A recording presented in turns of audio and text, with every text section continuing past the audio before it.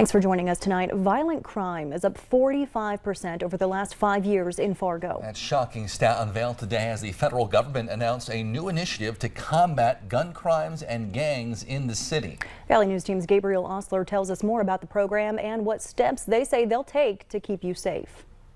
Just as it's not time for alarm, it's also not time to take it easy and rest on our laurels. That was the message from federal officials when introducing their new initiative known as SAFER.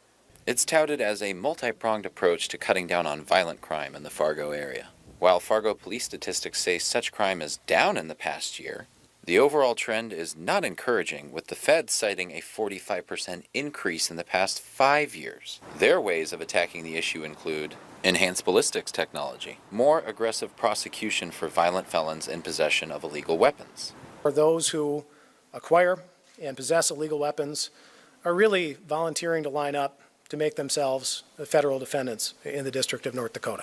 And getting ahead of any potential gang issues within the city. So right now, Fargo is not known as a community with a gang problem, and that is the whole point. Many wonder if these large-scale prosecutions will have any real impact on the day-to-day lives of ordinary Fargoans. And so we certainly have jurisdiction to prosecute felon in possession cases, straw purchaser cases, routine stabbing. I don't want to call it routine because that really minimizes it. Any stabbing or any violence is horrific, of course, but we might not have jurisdiction over those. But the attorney's office says the goal is for the average person to be protected from the impact of violent crime in the city. Hopefully they don't notice any violent crime. That would be great. That's the whole point. In Fargo, Gabriel Osler, Valley News Live.